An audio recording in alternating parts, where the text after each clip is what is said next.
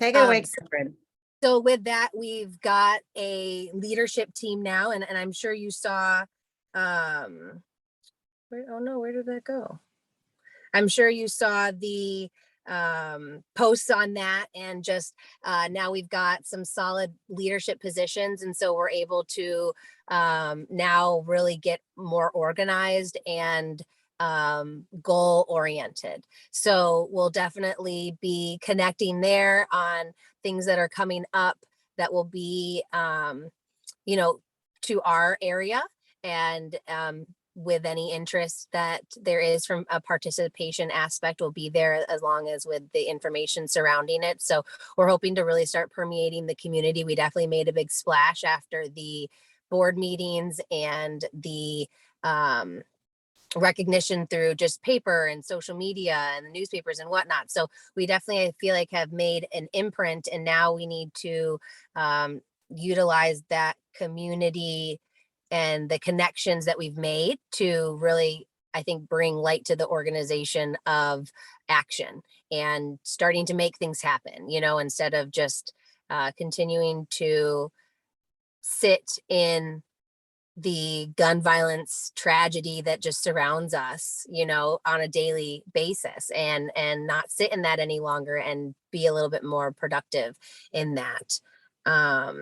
I'm trying to find the note on All My Australia. Why? I feel like my phone vibrated when I was saying yes to the recording. So bear with me for 1 second, because I typed up a bunch of stuff. Here we go. Okay. Found it. So I can segue from my mom's side. I was invited to discuss the impact that the Australian culture had on me. I went and visited my sister. She's been there off and on for 6.5 years. She's been there permanently, as in hasn't come back to, or hasn't left the country, rather. Obviously, COVID had a huge impact on that, but for a little over 3.5 years that she's been there. And in that time, she has definitely established roots. She is now a permanent resident of Australia. Her citizenship still remains here, but from a life change perspective, I'd say that it's pretty permanent. So I was just so excited to be able to finally see her and get to experience the culture that I've just heard so much about before COVID had hit. She was notorious for just going summer to summer to summer. I think at one point she had back-to-back 3 summers. So she was definitely down with the weather aspect. And I think that has such a huge impact on the culture, is just the location and where residentially things are, right? So over 90% of Australia is uninhabitable, desert-like conditions. So everyone is, living amongst the coast. So from a just landscape perspective, you're looking at the bay or the ocean, no matter where you're on a train or a car.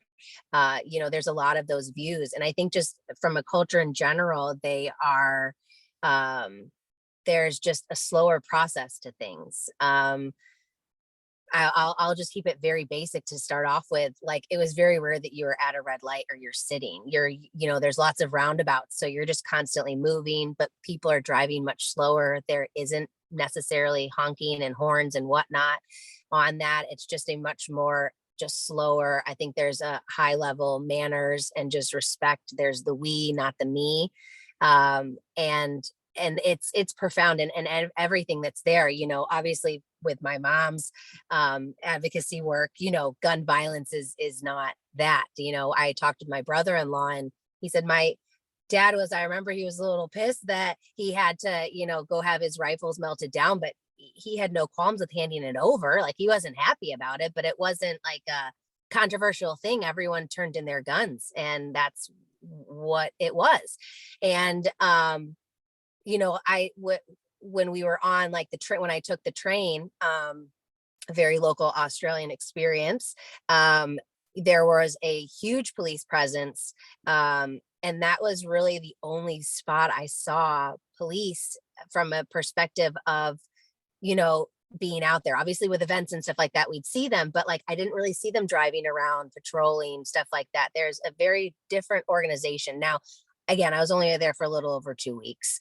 So there is a lot that I was privy to, we've got our problems too, but also that I didn't necessarily get to see or experience. But from what I did see and experience, and from what I do know, I mean, the biggest piece is you get fined if you don't vote. Everyone has to vote. You get fined if you don't. Now, that doesn't go to say that my cousin could, or not my cousin, but let's just say an Australian citizen couldn't take their friend's name and address, go there, because they don't necessarily, she's like, they've never been ID'd when they vote. So it doesn't go to say that like, hey, can you vote for me? Like I couldn't get in, that doesn't happen. Or that people don't vote for Mickey Mouse or their Uncle John or whatever. It doesn't go to say that there aren't those issues, but the simple fact that you are literally just fined if you don't vote in a election, that again, that contribution in a community and voice and representation is just base level. And the taxes, just everything surrounding healthcare, right? So like my sister, who is an American citizen, gave birth, and it was not to a now Australian citizen, right? And everything was worked out. There was no issues with any sort of access to healthcare through any part of her pregnancy and delivery and postpartum. Interestingly enough, you get visited at your house after you have your baby. You don't have to drive after you just have given birth. However, in whatever weather, to the doctor's office for their checkup, the midwife comes to your house. And from a perspective of, obviously there is that privacy, right? That there is that intrusion of privacy. They're coming into your house, but there is then that level of expectation and focus on children when they're born. Like, woo, crazy. So there's just so many, I think, just base level, ground level things that they've got worked out. Now let's also, okay, I'll play a little devil's advocate here, right? So there's a lot of conversations back in COVID with the processes and protocols and stuff that Australia did compared to America. There's also a lot of conversation surrounding gun violence prevention and things like that. And I think that one thing that is very important to understand is the entire population of this continent, this country, is like the equivalency of California. And so in putting in place those restrictions, but also access, just all levels of government services and whatnot, you're dealing with a much smaller population. So to be able to permeate those types of policies, it is a lot less challenging, right? Like there isn't that, you're comparing apples to oranges when you're big picture, when what I at least believe with things. But just, I mean, from not having grocery bags, right? Like, you go shopping and you're coming out with stuff in your hands that's overflowing. It's kind of like the embarrassing thing in America, but in Australia, that's normal because maybe you didn't bring your bags and there aren't bags and you don't want to pay the 60 cents for the bag. It's a huge deterrent for that. So it's common that you gather all I'm like, how do you go Christmas shopping? Like, you just without the bags or, whatever. So there is just, I think, so much of a community and an impact. And like at the playground, they have a different sign language than we do. So we have American sign, ASL, they have a different sign language. There is this huge, and I'm talking, it's like 4 feet by 4 feet at lots of these playgrounds, all the alphabet, and then lots of common words so that kids could try to interact with other kids that have these impairments. With hearing impairment. And so again, just the inclusivity.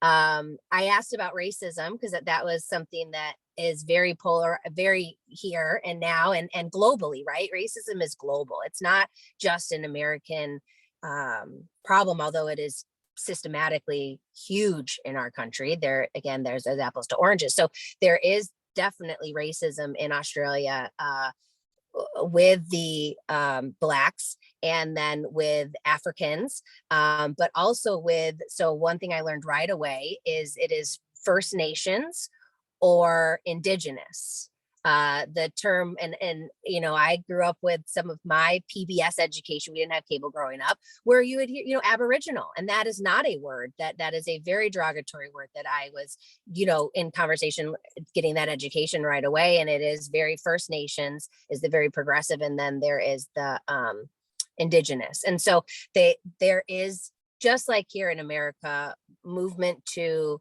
put a light on voices that need to be heard, and areas that need better resources. But there is just, you can like have a conversation there without it getting heated. And I think that's just, there's just this level of politeness. I'll close with my, you know, just information spam on you guys with one thing my sister had said when she had come back in the earlier years was, you know, it's hard to tell if this person wants to be friends with you or if they're just being polite. And I think what she meant by that was, you have honest conversations with people. You may not get very specific, like you're not going to necessarily be like those TMI types or like, whoa, you just open up the can, right? But you can talk about politics, you can talk about health, you could talk about movements, you could talk about these things, and it can be a common conversation, or you can also just talk about, you know, normal everyday things. But I think where she was getting at is, you leave the conversation, you don't know if that person necessarily wants to hang out with you or see you again, or if they're just that politeness of being able to have a genuine interaction with strangers, and it not necessarily have to cultivate into something, but it was good for that moment. And just, there is that level of manners there for sure. And I think that has a lot of British influence because of their history with the whether it's, you know, directly from the monarchy or not. I saw a lot more of that, like, please, thank you, complimentary tips, the fact that you're not working for tips. So there is, again, this genuine exchange of like compliments and stuff like that. It's not just because you want to get a good tip, you know. The service is the same. I think there was a comment on their Labor Day, their like bartenders, for example, they get like, you know, $60-$70 an hour because it's time and a half for a living wage as a bartender. And I was just blown away. But there again is that just level of we and community and whatnot. So I took away so much positive in just the way that they believe others and they should be treated, and just raising children, and the way they collect taxes on cars. If you get injured, you know, everyone pays a certain car tax. So then if someone gets injured in an accident, that's the money that then goes to help that person. So if you never get an accident and need help through that, sorry, you don't get it, you know, that, but it's paid. Or like, for example, drinking and driving, absolutely zero tolerance. Like you'll see buses set up with police, you know, you'll see the cones, and everyone knows, you pull up to the officer, you roll down the window and you blow. It's not this, I don't have to give you my license, officer, or I don't have to tell you my name. It's just, you roll down the dang window, you blow, because you know that you shouldn't, there's a very low tolerance. It's, I think, 0.05. So you just know that that's out there. It's common. There is no qualms about it. If you don't pass, they ask you for your license, then you go and you get on the drunk bus and you go get processed. So there's just, again, this level of, I think, because things are maybe a little bit slower, there is a longer process to getting your license. Like, I think it's 2 years and whatnot. So they just have this means, I think, to operate the way they do. And I came back feeling definitely a little reverse culture shocked. Yeah. So that's just to kind of squeeze it into the time that I have. I have a couple of minutes for feedback or questions, discussion.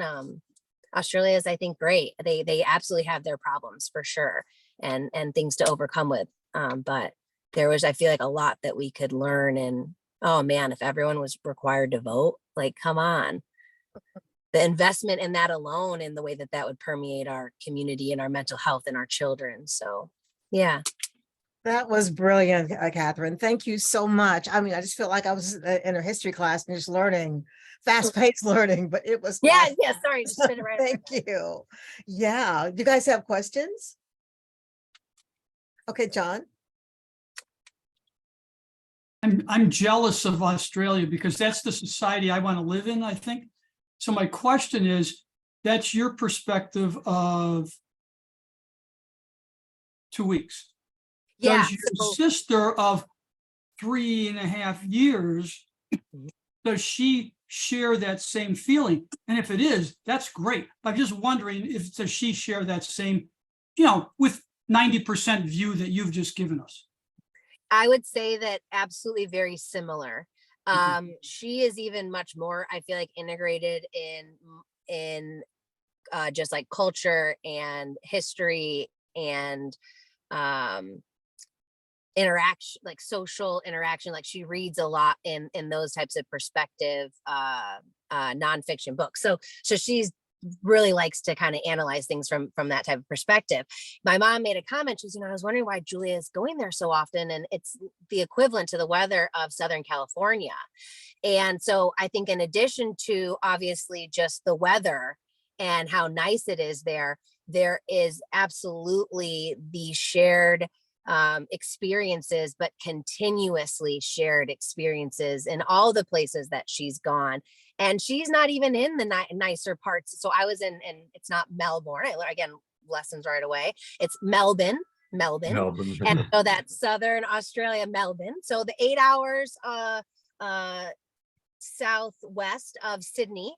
And the part that she's in, she's about an hour from downtown Melbourne. Like they have the whole like tall buildings and everything. It's beautiful on the water area. And so absolutely, I would say that in the different areas that she's gone in, just the interactions you have with your community and you don't even know them on a daily basis is really what attunes her into wanting to make that a more permanent stay for her. Now, my mom's youngest sister and her 5 children and husband, they have lived there for over 25 years now.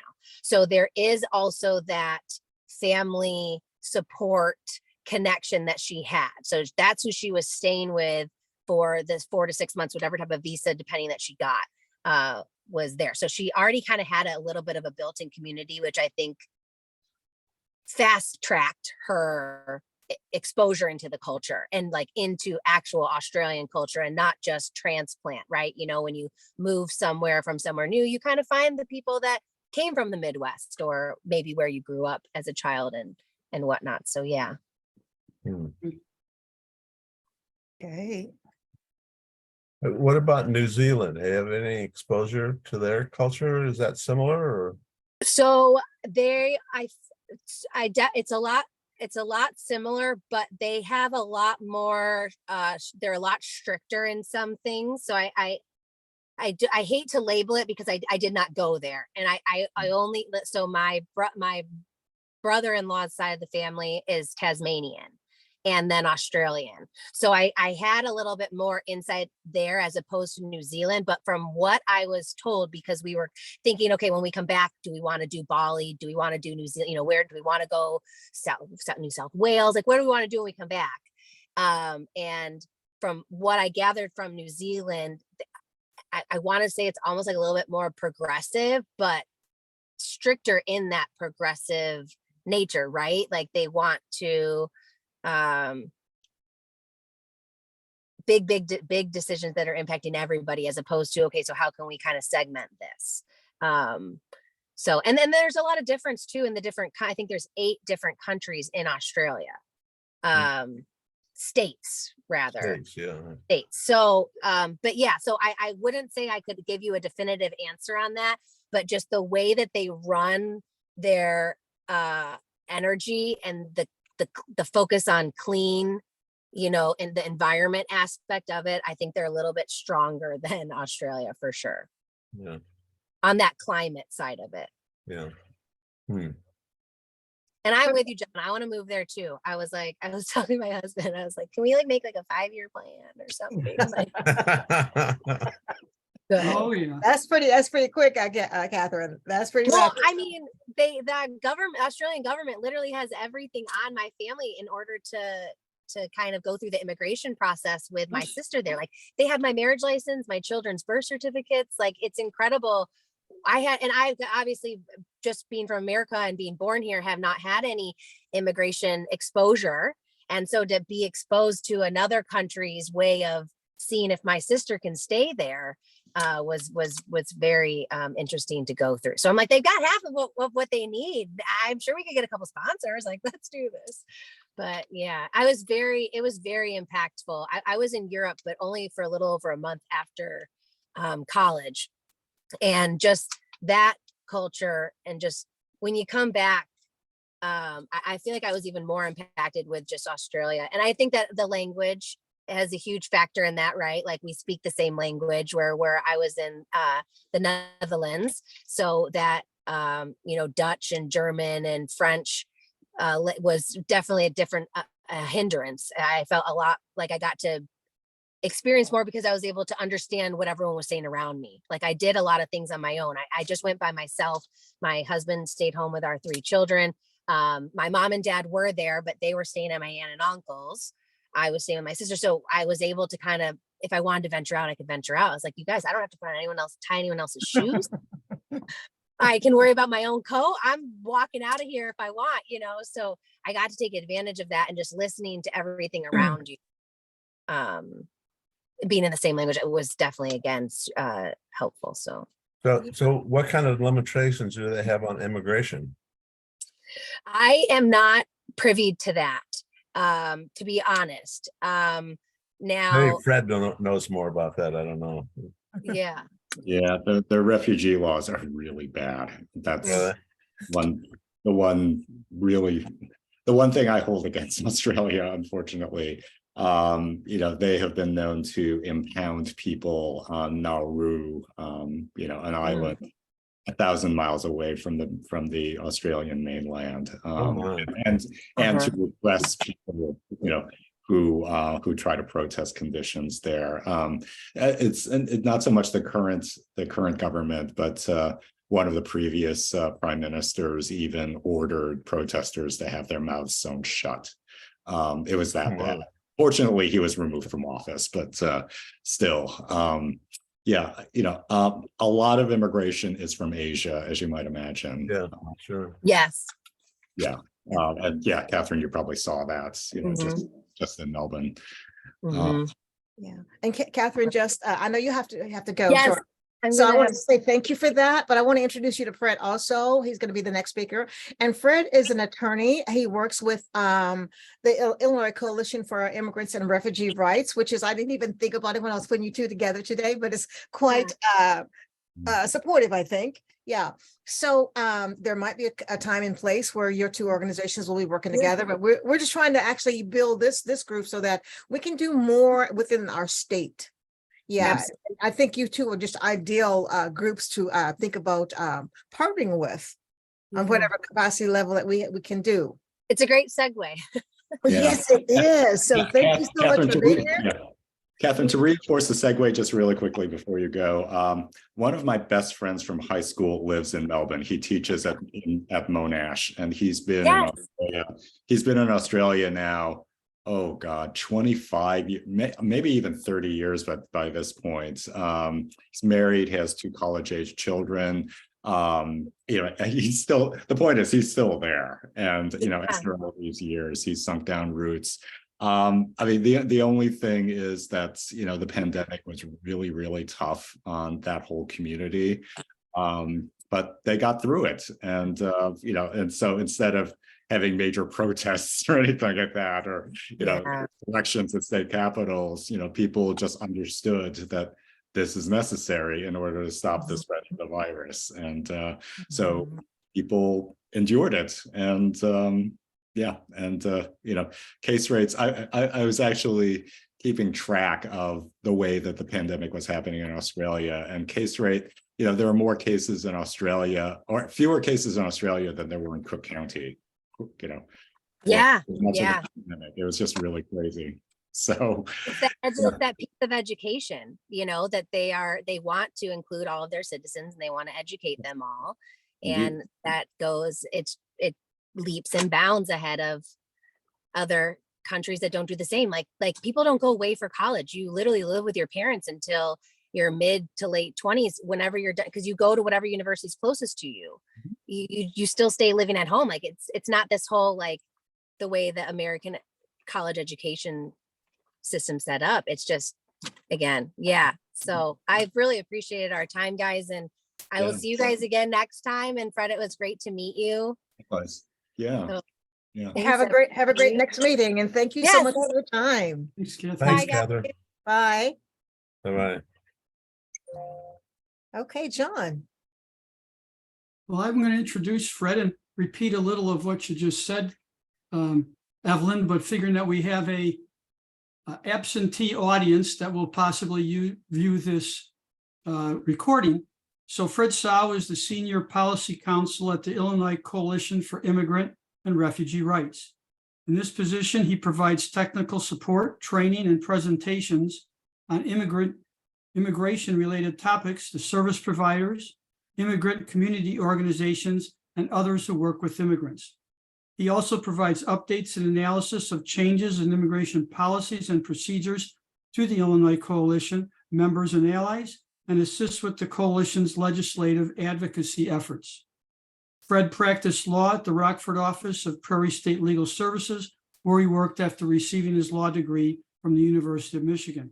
He also worked with the American Civil Liberties Union, the Chicago Anti-Hunger Federation, and Missouri Public Interest Research Group. A native of Chicago, Fred is a son of immigrants from China and has had a lifelong concern with immigration issues. I've had the pleasure to interact with Fred on several occasions with my volunteer visits to the McHenry County Jail when it housed over 100 immigrant detainees.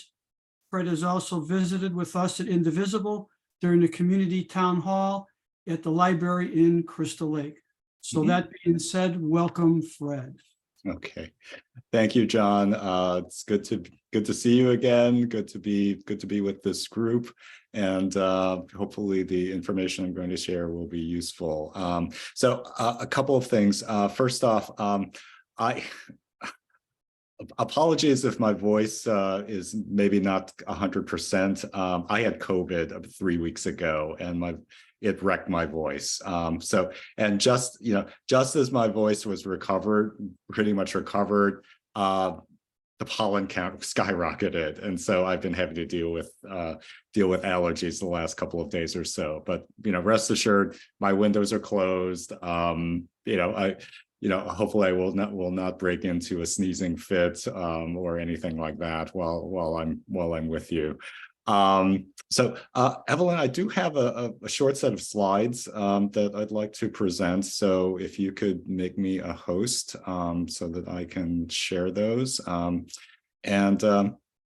Yeah, so what I was hoping to do with this session was present regarding ICIRR's platform. And I wanted to do this now instead of waiting until the May meeting because, as you may be aware, the state's General Assembly session ends May 19th. So if we'd waited until May, that would have cut things really, really close. So I wanted to, share this with you, and thank you again for accommodating that timing consideration. Just so that you have the information in a timely fashion and can act upon it. So let's see. Looks like there we go. Okay. So let me just, okay. Oh, okay, can everybody see this? Okay, we're good. Okay. So yeah, I wanted to share with you, basically the 7 main things that we're working on. At ICIRR, we're like Louis Sullivan, we make no small plans. Or I guess that was Daniel Burnham who said that, make no small plans. So first and foremost, one consideration that we have with our state every year is funding for immigrant services. We've had the good fortune to be, receiving state funding for the last 25 years or so in various amounts, to address various needs in the immigrant community. And you'll see here that, our funding falls into three main buckets. First is the Immigrant Family Resource Program, which is a language access program and community education program that tries to connect immigrants with, any, state assistance or, other public benefits that they may be eligible for or that their families may be eligible for. And it does this through case management, community outreach, interpretation services, translation of written materials, all this working in partnership with the State Department of Human Services. And then related to that is the Immigrant Family Support Program, which is relatively new. It began about 3 years ago, essentially as a conduit for COVID relief. So many immigrants were excluded or did not qualify for quite a number of the forms of COVID relief that the federal government was providing. Undocumented immigrants and many other legal immigrants are not eligible for unemployment benefits. They were not eligible for the economic impact payments, or the stimulus checks. That said, though, many immigrant households were hit really hard with loss of income, layoffs, decreases in the hours of employment, and so they were seeing a huge economic impact. And so the Family Support Program provides cash stipends for many of these families who are excluded from other forms of relief.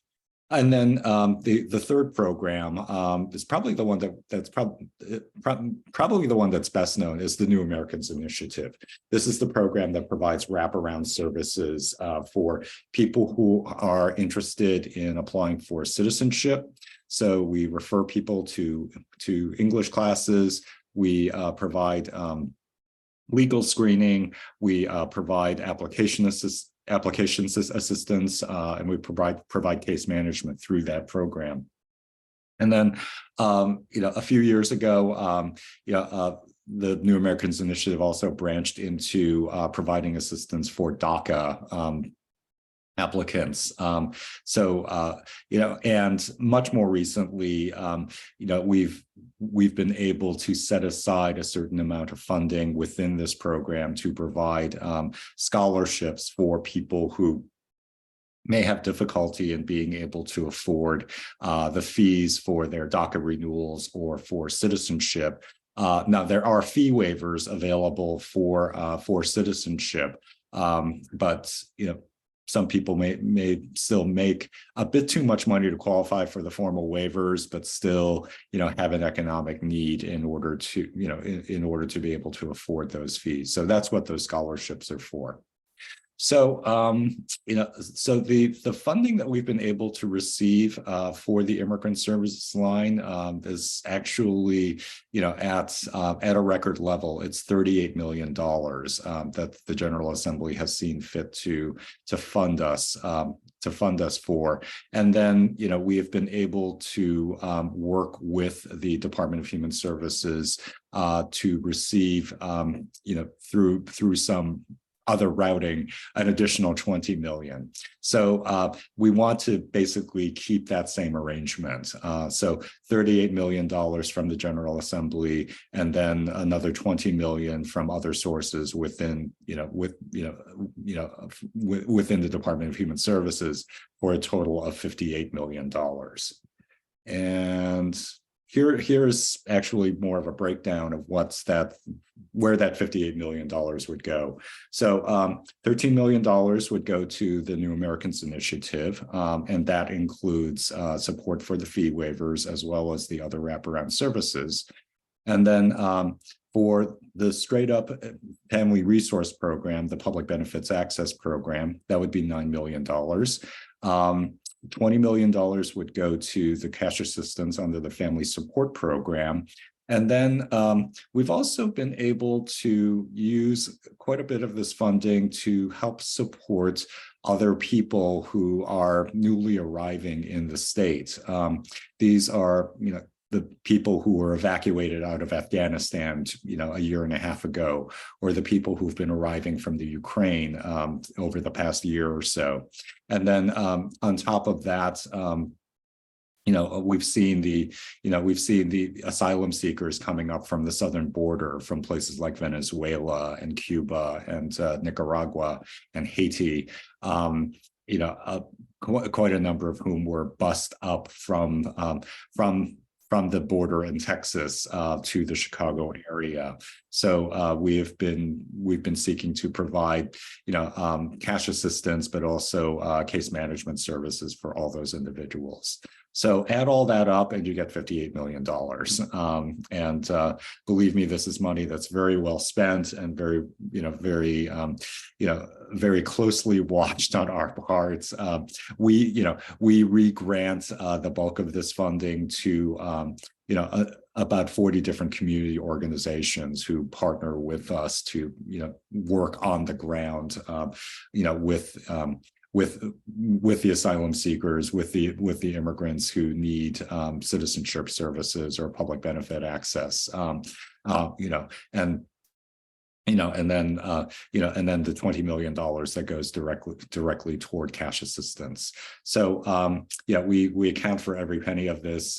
We are very accountable to the state because we know it's public funding. So it's money it is money that's very, very well spent. So that's immigrant services. Okay, so I want to move on to a number of substantive pieces that some of which are also budget related, but some of which are more policy oriented. So one of the main priorities that we have is our legislation regarding driver's licenses. And actually, to explain this, I'm going to move to the next slide here. Okay, so you may remember or you may know that about 10 years ago, after a 14-year effort, we were finally able to win driving documents for undocumented immigrants. So we won this in the form of what's known as a temporary visitor driver's license, or TVDL. So if you look at this slide, the form of driver's license in the upper right corner is a TVDL. And you'll notice a couple of things that are different about TVDLs. First off, at the very top, there's a purple stripe where on regular licenses, there would be a red stripe. That purple stripe says TVDL. And on top of that, right under that purple stripe is a line saying not valid for identification. So, and you'll see right below that a so-called standard license that has the red stripe that says driver's license. And it also says federal limits apply. So it is good for identification purposes, but under federal law, because under federal law, it could not be used to access certain federal facilities or board an airplane or things like that. That is reserved for the Real ID licenses, which you'll see in the lower left corner. So these are the licenses that have been available here in Illinois for the last few years. And you'll notice that it also has the red stripe that says driver's license, but there's nothing right underneath that. So the federal limits apply language is not there. And then to further distinguish, it also has the gold star. So these are the licenses where for which people need to provide a bit more documentation, particularly regarding their immigration status. But once you have this license, you're able to use this form of a license for federal identification purposes, or at least you will need such a license for federal identification purposes once Real ID kicks in excuse me, in 2025. So to get back to the TVDLs, obviously they look different. And they're not valid for identification purposes. So that has caused a number of problems. First and foremost, the TVDL has essentially become a, pun somewhat intended, a red flag document. So it's even though the TVDL is also available to certain other people who have legal status, for the most part, people with TVDLs are undocumented, which means that, if someone is pulled over in a traffic stop, and produces a TVDL, it's basically informing the police that you're undocumented. Now, we have laws in Illinois that prevent the police from acting upon suspicion of immigration status. But that said, it is still kind of a giveaway. And then the lack of ability to be able to use this for identification purposes has also been a real hindrance. We've heard of instances, for example, where people have had difficulty picking up prescriptions at a pharmacy because all they had was a TVDL, or people who just have other problems accessing healthcare, because this is all they've got, and technically this is not it's not valid for ID purposes. So so that's been a real obstacle for many of the undocumented people who have a TVDL. So let me back up here. So what we want to do is to switch people who qualify for TVDLs right now to enable them to get the standard license. So once this if this law passes and once it takes effect, the state would no longer issue TVDLs. Instead, people who would be submitting the requisite documentation for TVDL would go through the same process, but instead of a TVDL, they would get a standard driver's license like this, which again does not distinguish people based on their immigration status. Okay, so that's the gist of this particular proposal. On top of all of that, we want to do a couple of additional things. First off, for whatever reason, the state of Illinois also limits access to state IDs to just those people who have a Social Security number, which unfortunately excludes lots of people who are undocumented and certain other people as well. So what we want to do is open up the state IDs as well to, to people who do not have a Social Security number, but who are able to produce other documents. Another thing here, which I did not put on the slide, but even to get a TVDL, you need a valid passport or consular ID. Unfortunately, there are quite a number of people who come from countries that do not readily renew passports to people who are living abroad. Any number of African countries, India, South Korea. My colleague Bassan, is an immigrant from Jordan. He tells me that if he tried to renew his Jordanian passport, he would have real problems doing that. So unfortunately, many people aren't even able to get the TVDL. So what we want to do here is to at least provide some opportunity for people to produce recently expired passports or consular IDs. And when I say recently, I mean 2 years, to be able to get a driver's license. And then finally, we also, we have real concerns about data sharing on the part of the Secretary of State's office. And so, there has been at least one documented incident where the Secretary of State's office sold access to motorist data to a third-party data broker, which in turn provided access to ICE for that data. So what we want to do is to prevent those kinds of data sales from happening, and also otherwise restrict the ability of SOS to share data for that can be used for immigration enforcement purposes. So, the picture you see here is a picture of our two bill sponsors. On the left is Senator Ron Villavala, and on the right is Representative Barbara Hernandez. Leader Hernandez got our bill passed out of the Illinois House a few weeks ago, and now the bill is in the hands of Senator Villavala to try to get this bill passed out of the Senate. The bill number is House Bill 3882. I neglected to include the bill number on this slide here, unfortunately, but it's 3882. And actually, it is scheduled for a hearing in front of the Senate Executive Committee this coming Wednesday. So I will be there in Springfield, hopefully not catching COVID again this time. Hopefully we'll have smooth sailing and be able to get this thing out of committee and out of the Senate. That said, though, we can always use further outreach to state senators in order to get, in order to make sure that they are supporting this legislation. Is this legislation we can make a comment on through our comment stuff to our legislation? Sure. There's I forget what they call it, but what are you? Witness slips. Witness slips.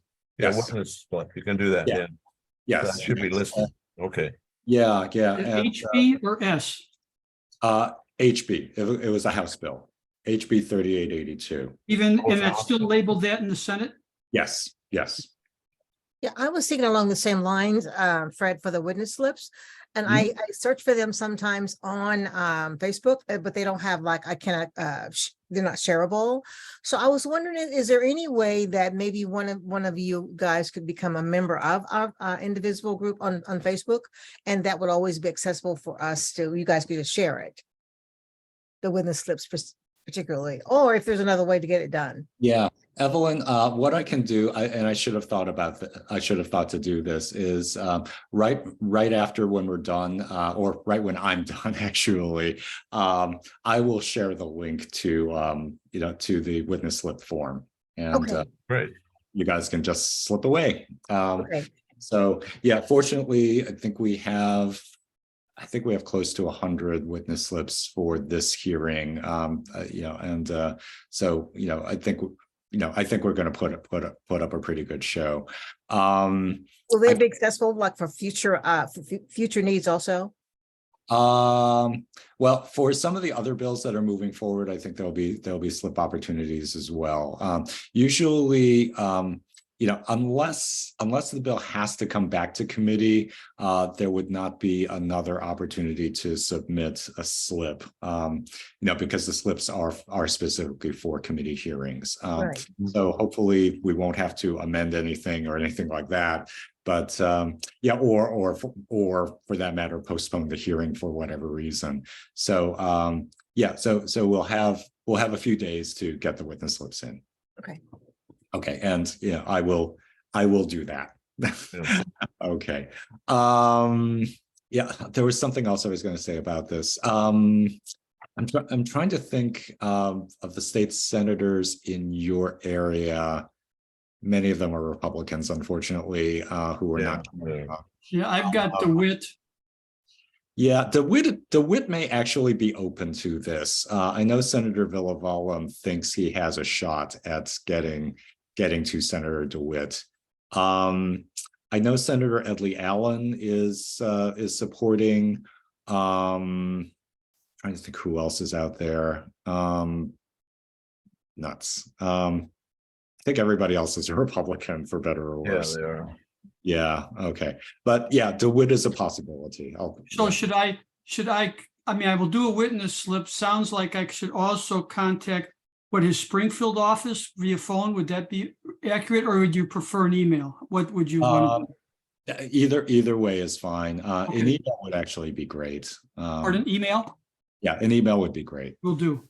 Yeah, and that way too, hopefully you'll get a response. Mhm. Okay. So that's the driver's license bill. Okay. Okay. Another thing that we are working on, is medical debt. So, we have been seeing many instances, particularly my office mate Luvia and our and the other person working in our policy shop, Edith, both of them have been fielding lots of calls over the last few years, mainly from mainly from immigrants who are being billed by hospitals for services, even though they, when they received their services, they should have been eligible for medical coverage, whether it's Medicaid or some of the new medical benefit programs that the state has developed, that actually I'll be saying a little bit more about later, or just other coverage. And so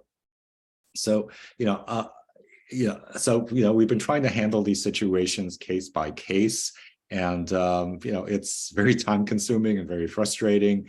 We've, gotten to know the staff at the Illinois Attorney General's office very well, the attorneys who are working on those situations. And, it's become enough of a problem that we're thinking that this really needs a more systemic solution. And so, we and our allies, particularly our allies at the Legal Counsel for Health Justice, have developed legislation that would essentially require hospitals to screen people, who they're seeing for any medical coverage options that they may be eligible for, whether this is again Medicaid or the medical benefits programs or charity care or all, if some of them may qualify for all kids, just take care of this on the front end so that people don't end up getting billed and then ending up getting put into collections. So, we have been working with both the Illinois Attorney General's office and probably more significantly with the Illinois Hospital Association. We've had to scale back the ambitions for this legislation pretty significantly, but I'm happy to report that at this point, the Illinois Hospital Association is neutral. So they are not actively trying to kill this bill. That said, we are, and due in large part to that, we were able to get this bill passed out of the Illinois House. The bill number is HB 2719. I will include all these bill numbers in the email that I sent to Evelyn, by the way. So again, my apologies for not including this in the slides. But yeah, so our bill sponsors, you see on the left here, Representative Avalar, who is actually a former colleague of ours at ICIRR. She was able to successfully navigate this bill through the Illinois House. And, the bill is now in the hands of Senator Robert Peters, who you see on the right here. Unfortunately, this bill is not yet set for a hearing, but we are hoping that sometime this coming week, we will find out which committee this bill is going to be assigned to, and then when this bill is going to come up for a hearing, which again will hopefully be not this coming week, but the week after, the final week of April. So yeah, so stay tuned for that. And again, once the hearing is posted, there'll be the opportunity to submit witness slips, and yeah, and we'll share that out as well. Okay. So, and speaking of healthcare,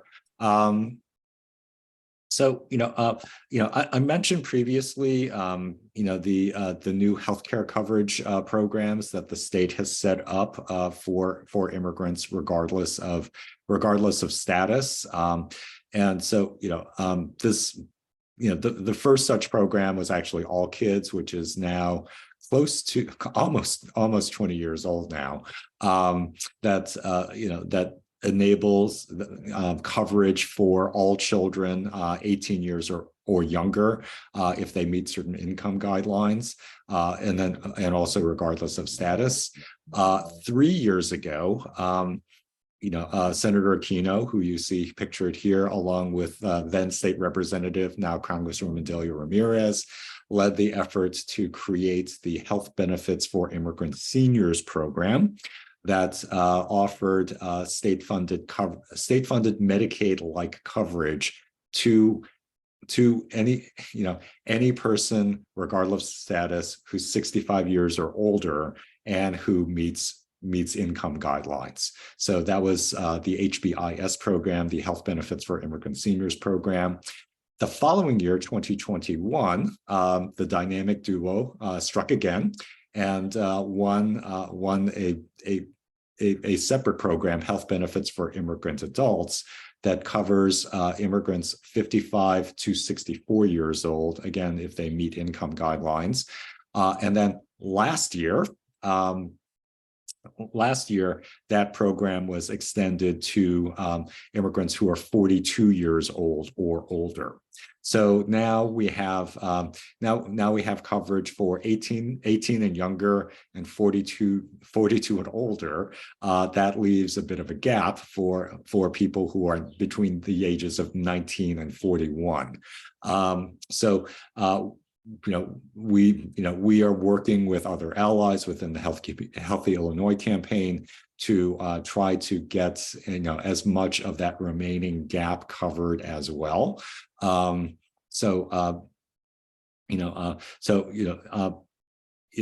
see here that that there was legislation that was filed to make the changes to the program.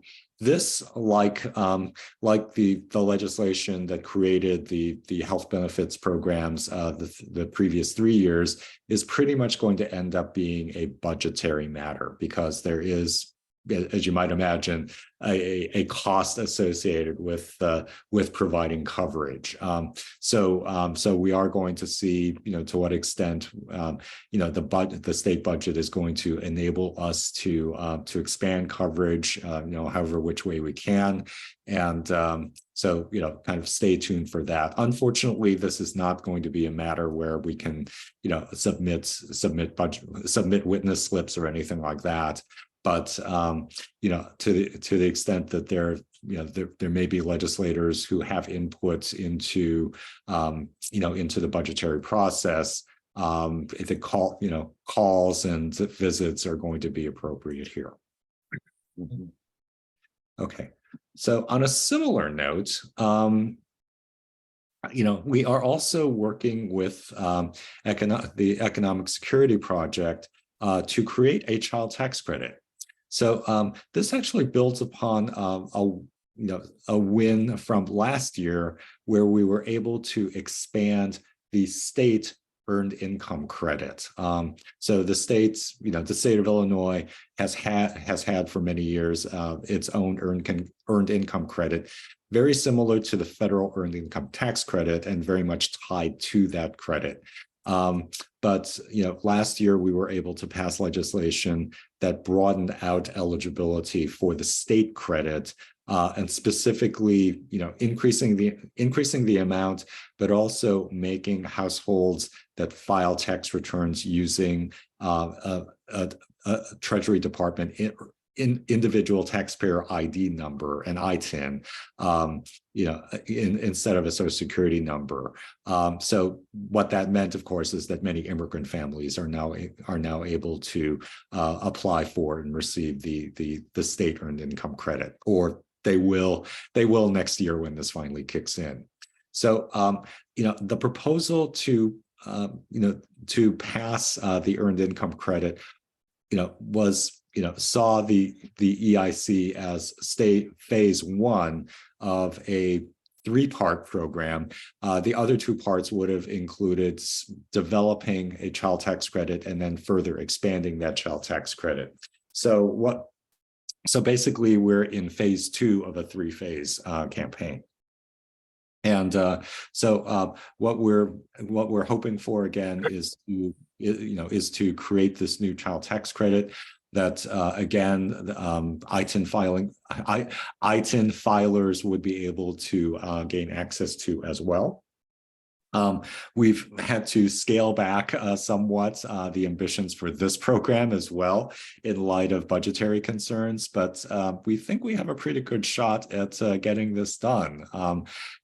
So our lead sponsor, our lead sponsors on this bill, you see here Senator Mike Simmons, who represents Uptown in Chicago, and then on the House side, it's Marcus Evans, a state rep from the far south side of Chicago.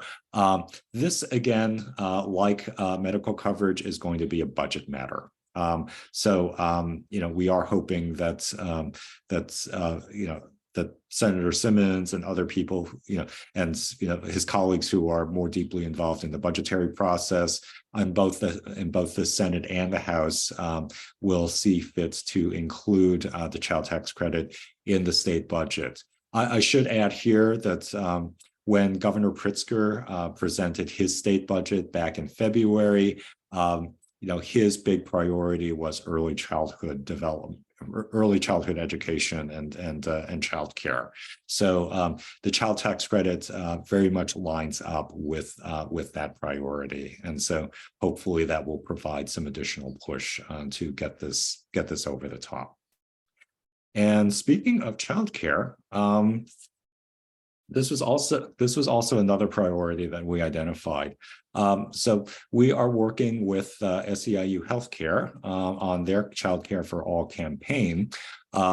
This is kind of a multi-prong effort to try to address the lack of accessible childcare in a number of different aspects. So first off, we want to make sure that we have good quality childcare capacity, and that specifically includes making sure that childcare workers are paid, the income that their work really merits, if it requires state supports or state subsidies to be able to provide adequate pay for those childcare workers, we want to make sure that happens. And if there are other state supports that are needed for childcare providers to be sustainable, we want to make sure that happens as well. On the other side of the equation is making sure that families are able to afford childcare when they need it. So we also, we're also proposing that the state also provide support for those families, so that they can better afford childcare services. There was no legislation specifically on this. Again, this may be something that gets worked out in the state budget. We are going to be again working with our allies at SEIU in order to try to get this done. Okay. And then the final thing that I'll mention here, so far as our state platform, is non-citizen voting. This is actually not something that we're pushing for this year. The reasons for that will probably become a bit obvious, as I go along here. But last year, or actually, I think it was even the year before that, 2021, non-citizen voting became, a bit of an issue. in the context of the legislation to create an elected Chicago school board, and then also the movement to create a police accountability structure here in Chicago. So, both of those bodies are elected bodies. And unfortunately, because non-citizens cannot vote, non-citizens are not able to vote for either of, in the elections for either of those bodies. And so, Mayor Lightfoot, bless her heart, even raised that point somewhat, I would say somewhat disingenuously, in her opposition to the elected school board. Another one of our former colleagues, Senator Selena Villanueva, basically called her bluff and filed legislation that would enable non-citizens to vote in school board elections statewide. That bill, unfortunately, did not go anywhere. It had a number of issues that were involved in it. But that said, though, we are working with Senator Villanueva to try to refine that legislation, to work out issues, to kind of define what the scope of which elections people, non-citizens would be able to vote for, which non-citizens would qualify, whether this would include people with green cards or people with other forms of permanent status, or would undocumented people be able to take part in these elections. How would registration work?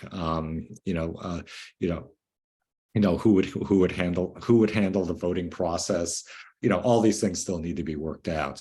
So Senator Villanueva did refile her bill this year, basically as a milepost, to basically keep the issue alive. But she does want to do more exploratory work, and specifically to try to talk with people in other communities that that either have non-citizen voting or that have been working on non-citizen voting. So places like San Francisco, where non-citizens can vote for school boards. New York City also recently passed non-citizen voting, but unfortunately that's been enjoined. So New York City would enable non-citizens to vote for any municipal office, including city council and mayor. How is this all going to work, and what can we learn from other places? So again, a somewhat longer term issue that we want to try to work on. So that's, I think that's all 7 of the items that we've got here. So that's quite a lot. Again, make no small plans. So I'm okay, I just ended the share here. So happy to field any questions regarding any of these pieces. And again, I will share the bill numbers and the witness slip links, for at very least for the driver's license bill. Okay, well, I appreciate all the information. I'm glad that we recorded it, because that was a lot of information. Yeah. So you can always go back and reflect on it later on. Yeah, I do have a question though, because I think the whole idea of having you speak with us certainly was to have information like this, but locally, all I know about your connection with McHenry County is the detainees at the jail. So is there, and I'm more concerned about English, ESL. Yeah. How is there an avenue for working with your organization in McHenry County to fully develop an ESL program? That's a really good question. And the reason I ask that is because there's an increase in population that's coming into this area, and I think it's been on the move like that since, as far as I know, at least since 2016-17. Yeah, it's not relenting. Yeah, the avenue for that, I mean, other than MCC itself, the community college, which is not really offering a lot. Yeah, yeah. Come on. Hmm. Yeah, the other avenue would be through, I think, through our New Americans Initiative.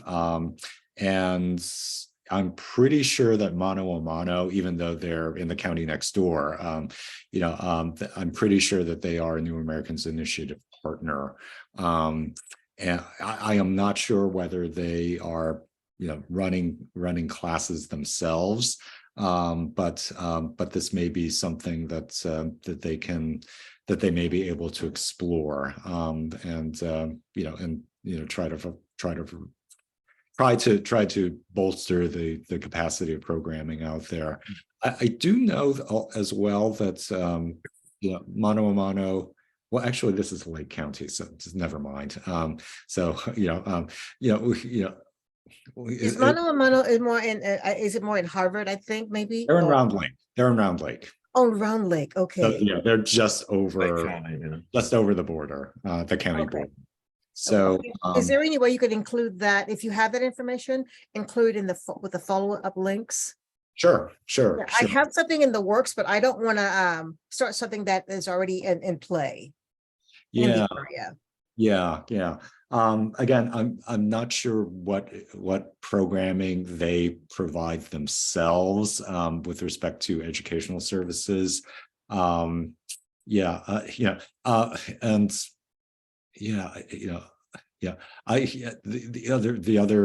the other avenue that I can think of is that we're still obviously fairly well connected with a lot of leaders in McHenry County who are working on to shut down the jail contract.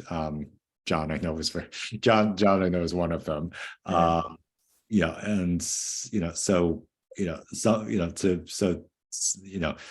Whether that group is able to pivot to doing more advocacy or even try to provide some kind of service provision for the emerging populations in the county. I think that may be an open question. There may be some appetite for this, but you all would probably know better than I would. Okay. Well, ICDI that I was connected with at the jail, his focus is in Chicago still right now. Yes. So I've been really not connected, doing anything actively with them since they shut down the Zoom program with the transferees out of the jail. And that was probably about a year ago now.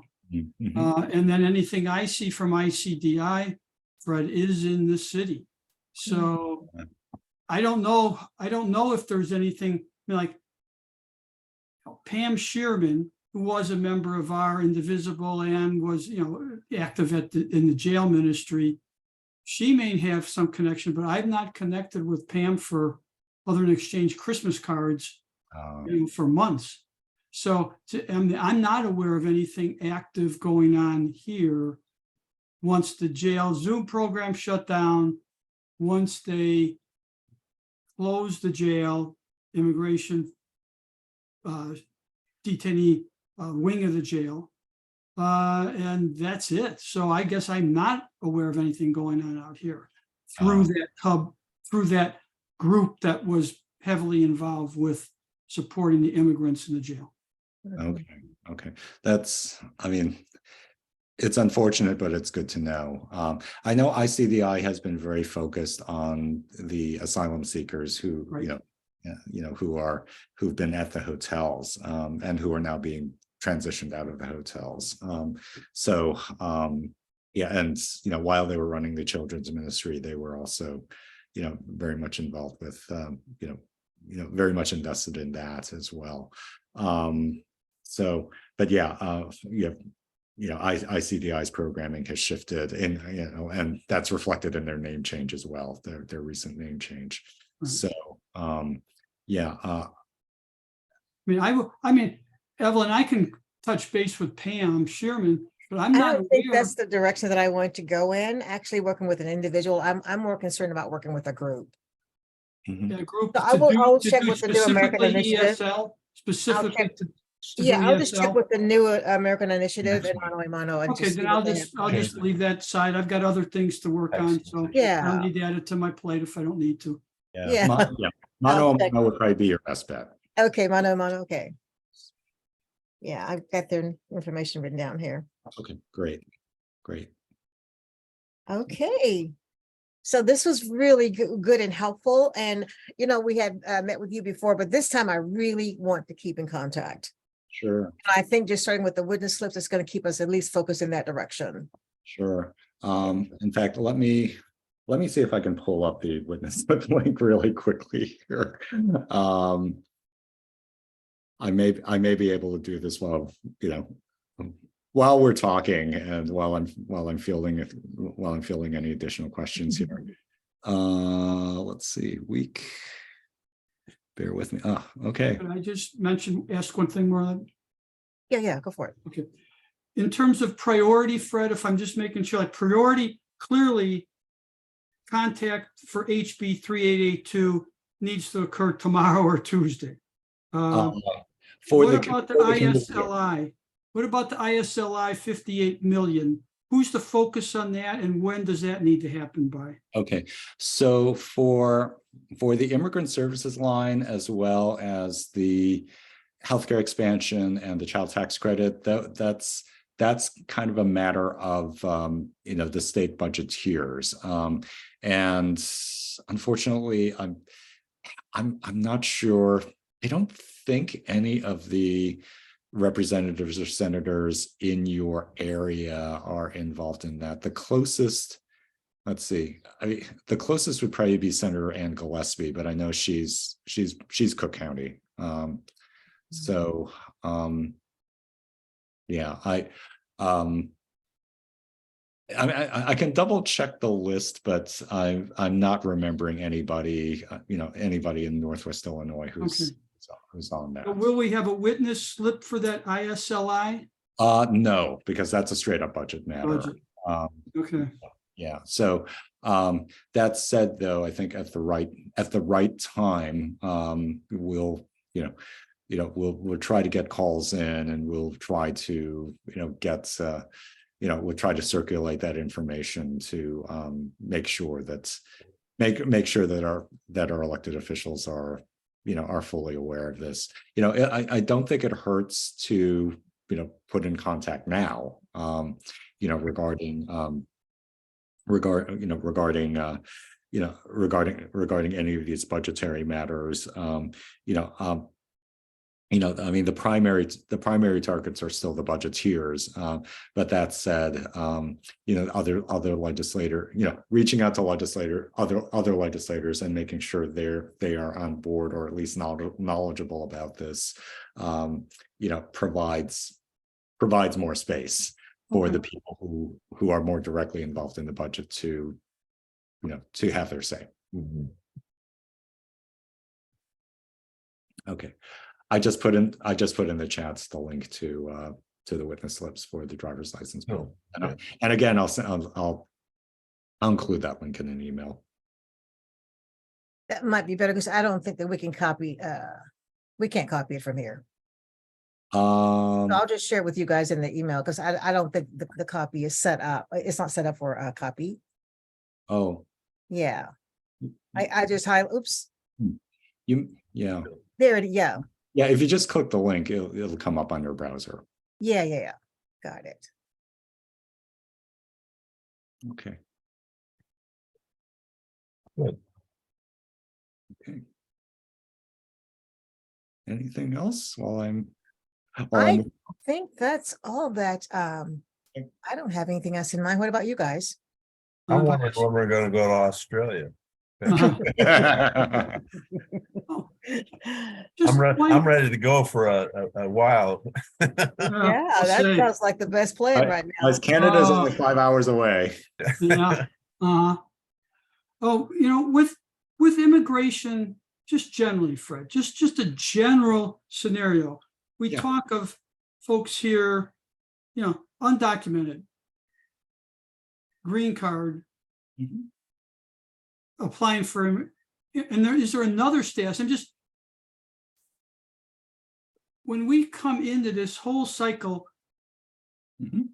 what is the, beyond being clearly, you cross the border, you're in, you disappear into the undocumented community and keep your head low. And beyond that, Mhm. what are reasonable approaches for someone trying to get in and get a permanent status that they can work? Yeah, yeah. Well, I think we've seen this in a big way over the past year or so. I mean, the asylum process, or what's left of it, is a legal process. And so if someone is showing up at the border and is asserting a credible fear that their lives or their livelihoods are in danger, they should be able to, pass that initial phase and be allowed into the United States and in order to make their claim. Now, if they don't have such a claim, and some people may try to try to go through this process even if they don't have such a colorable claim. The other main ways of doing this, there's family relationships, there's employment sponsorship, there's a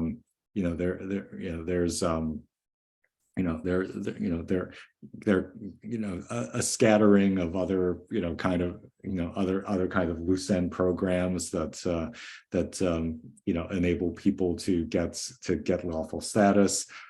There's also there's also temporary visas, some of which may be able to lead to more permanent status, particularly for foreign workers. There are other forms of more humanitarian protection, including for survivors of domestic violence and other criminal activity. So there are quite a number of ways. And it's kind of the work of people who practice immigration law, and mind you, I am not one of them. I don't practice, but the people who do, who put in the work on cases day in and day out, are trying to figure out whether people fit into these particular streams that would enable them to gain lawful status one way or another, or if not, or some other form of protection one way or another. So that's John, that may not be a satisfactory answer, but I hope. But isn't time a big issue, because this thing takes a long time to process through these varying avenues? It can, yeah. Particularly family relationships are very, very badly backlogged. Some categories are backlogged 20 years. So it's kind of little wonder that people short circuit the process by trying to come in early, or coming in through other means. Yeah. I'm kind of curious, Fred, looking at the long run at immigration issues. I look at the global warming realities and the lack of food, the lack of water, the lack of all kinds of human requirements. Yes. And I think we have no idea the kind of immigration we're going to face down the road. Mm-hmm. When people are starving to death, they're going to move. They can't stay. And where are they going to go? They're going to go north. What options do you have? I mean, I think that this is going to become an incredible situation, that all this legal stuff we're fooling with is going to be irrelevant, because it's going to be a human issue. I mean, I when I think down the road, I think if this is going to be a crisis that we have no way of handling, given what we're trying to do with this, just immigrations. It's just crazy, I think. What do you, is that? Yeah, I fully agree with you.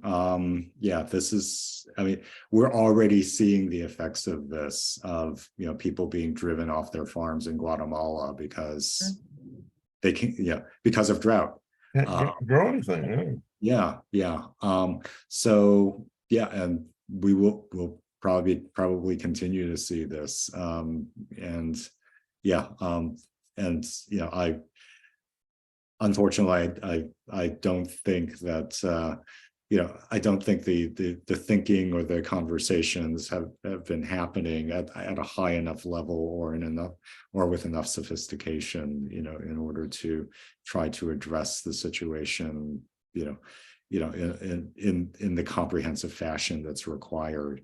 You know, you know, unfortunately, you know, much of the discussion regarding migration and, you know, is kind of reduced to sound bites or, you know, easy photo opportunities at the border. And you know, not really looking at, you know, why are people so desperate that they need to, you know, that they feel the need to move. You know, I just saw within the last couple of days of reports, you know, a news article regarding a report in a medical journal regarding, or is an opinion piece regarding the numbers of falls that result in neurological damage skyrocketing at the border. Why? Because people are climbing that 30-foot fence and they're falling. Yeah. So, yeah. So, why would make a person so desperate that they would try to come to the U.S.-Mexico border, climb that 30-foot fence, and take the plunge?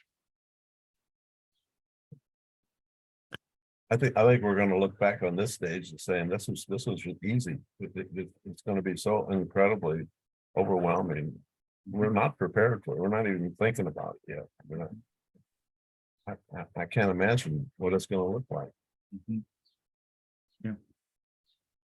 Well, Fred, thank you so much for your On that happy note. afternoon time. And yeah, we'll follow up with you and look forward to participating as much as we can with those witness slips and otherwise. And hope to have you back again. Okay. All right. Well, thanks again. You see, Fred. Thanks, Fred. Guys, and yeah, looking forward to it. Take care. Thank you. Bye-bye. Bye-bye.